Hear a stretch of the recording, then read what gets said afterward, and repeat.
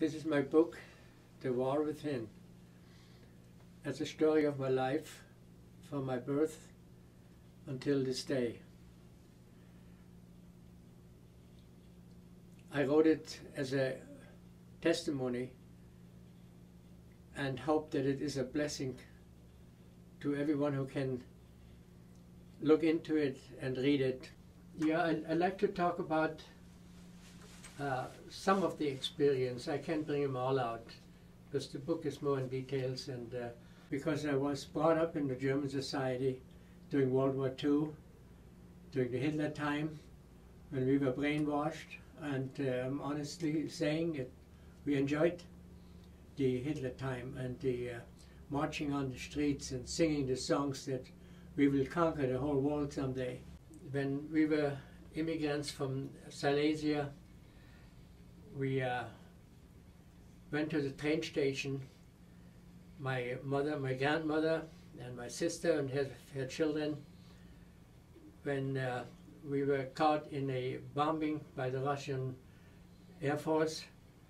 We came out all right, went to the train station itself, and not long after we were in it, we had an enormous explosion. We went out to see what was going on. We thought the Russians were back with the airplanes, but it was a time bomb which went off across from the station in the town of Görlitz. And what I've seen there, that it's hard to talk about. There were just people that were out on the street already after the initial bombing. They were out doing their business, and there they were laying all over the street in front of the station in pieces. When I looked at all of that, suddenly froze in me. There was the realization of reality, that this is war.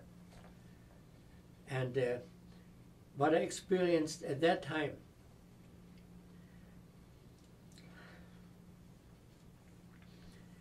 that carried on all my life. I couldn't have no feelings for people. I looked for myself. I wanted to make something out of myself, I wanted to be somebody, and always failed again because I kept on running and running. I always wanted to make things better. I hurt people on the way. I never believed on a God of love.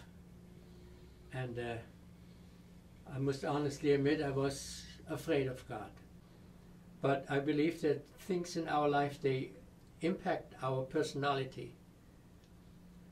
And some of the traces, they follow us unless we come to the conclusion that we have to put our lives down to the foot of the cross and let God have His way.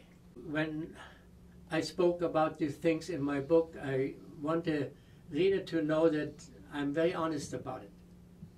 And when I have changed my life in 1992 to that I could say, Lord, have it your way, and that God could change me, it's a miracle.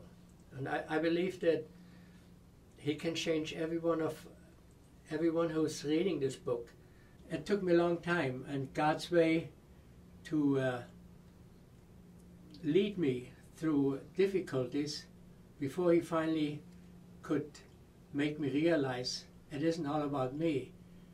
It's about much better things, much greater things. It's about the glory of God. And my prayer today is that everybody who wonders about if God is real, if God is a God of love, just to remember God is a love of patience, and He takes His time for all of us to find Him. It's not hard to find Him. I read the Bible before, I just didn't understand it. My way isn't good enough. I can't get nowhere. I can't do nothing.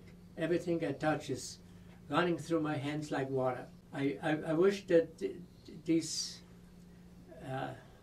things which touched me at that time will talk to everyone who will read the book, because it shows that I've been running away all my life, and that I just couldn't run anymore.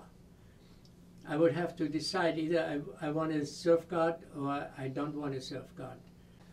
The way I see me now as a converted Christian and the way I used to be, there is a change in my life because of the grace of God. And I try to bring this out in my book. I hope it's a blessing to everyone who reads it.